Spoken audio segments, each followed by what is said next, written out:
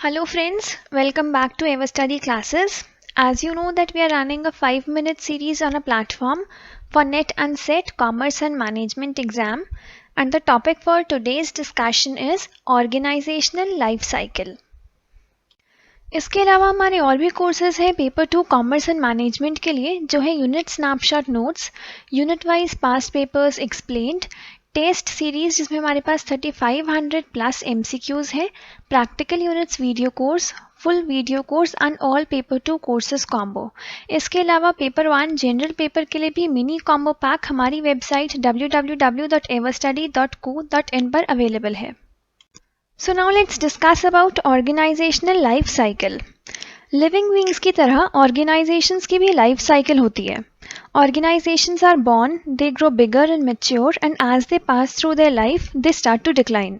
कुछ organizations की life long होती है और कुछ organizations की life short होती है, लेकिन organizational life cycle की हर एक stage हर ऑर्गेनाइजेशन के लिए सीक्वेंशियल और प्रिडिक्टेबल होती है।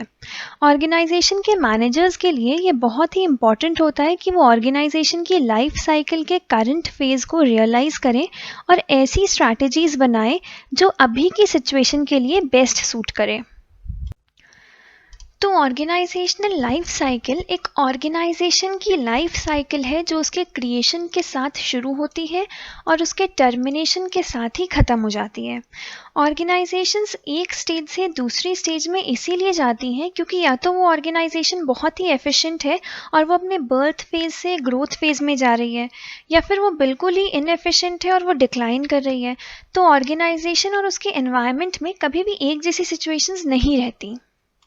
जो हमारा ऑर्गेनाइजेशनल लाइफ साइकिल का मॉडल है वो हमें ये बताता है कि नए चेंजेस और इश्यूज में फिट होने के लिए फर्म के मैनेजर्स को कॉन्टिन्यूसली अपने गोल्स और स्ट्रैटेजीज को रिव्यू करते रहना चाहिए।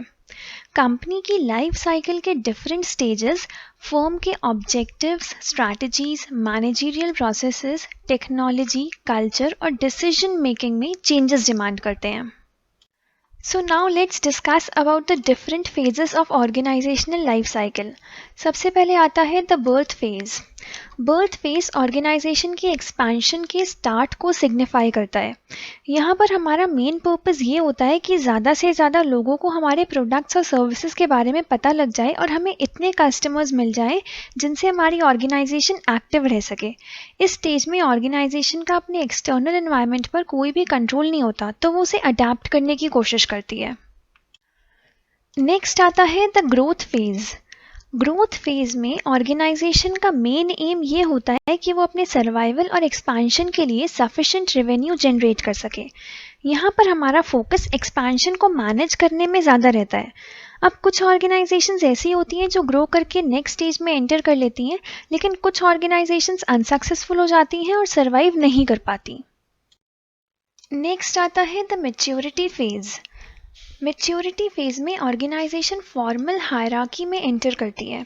इस टाइम पर ऑर्गेनाइजेशन का स्ट्रक्चर और प्रोसेसेस फॉर्मलाइज हो जाते हैं क्योंकि मैनेजमेंट को ओनरशिप से सेपरेट कर दिया जाता है। पर स्मॉल और मीडियम साइज ऑर्गेनाइजेशन में ऐसा ज़रूरी नहीं होता। यहाँ पर जो प्रॉब्लम्स देखने में आती हैं वो रेड टेप से एसोसिएटेड होती हैं। रेड टेप ये सिग्निफाई करता है कि फॉर्मल रूल्स और स्टैंडर्ड्स बहुत एक्सेसिव और रिजिड हैं और जब भी हमें कोई डिसीजन लेना होता है तो हमें बहुत सारे लोगों का अप्रूवल चाहिए होता है और बहुत सारा पेपर वर्क भी करना होता है। तो इससे डिसीजंस को अप्रूव कराना बहुत ही टाइम टेकिंग और डिफिकल्ट हो जाता है। नेक्स्ट आता है the revival phase. Revival phase में नई पॉसिबिलिटीज़ को एक्सप्लोर करने पर फोकस किया जाता है। यहाँ पर हम रिस्क ज़्यादा लेते हैं, लेकिन ऐसा भी नहीं है कि हम ब्लाइंडली कुछ भी ट्राई कर रहे हैं। हम पहले चीज़ों को सही तरह से एनालाइज करते हैं, उसके बाद ही कोई रिस्क लेते हैं। अगर ऑर्गेनाइजेशन इस स्टेज पर किए गए एक्सपेरिमेंट्स में सक्सेसफुल हो जाती है तो वो फर्दर ग्रोथ एक्सपीरियंस करती है या फिर मैच्योरिटी स्टेज में वापस स्टेबलाइज हो जाती है। ऑर्गेनाइजेशनल लाइफ साइकिल में लास्ट फेज आता है the decline phase.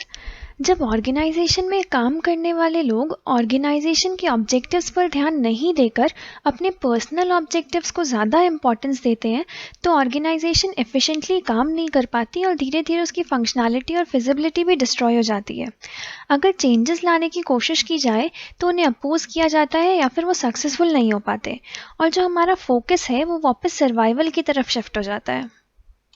So that was all about organisational life cycle. I hope आज का टॉपिक आपको अच्छे से समझ में आया होगा। ये है आपके लिए एक प्रैक्टिस क्वेश्चन, आप इसे अटेम्प्ट करिए और आपके जो भी आंसर्स हैं उन्हें नीचे कमेंट सेक्शन में लिखिए। Thank you so much for watching this video. Please like, subscribe and share.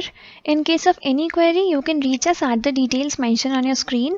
You can download the PDF of this video from our Telegram channel, and you can also download a free learning app from Google Play Store. For full courses, please visit www.everstudy.co.in. Thank you.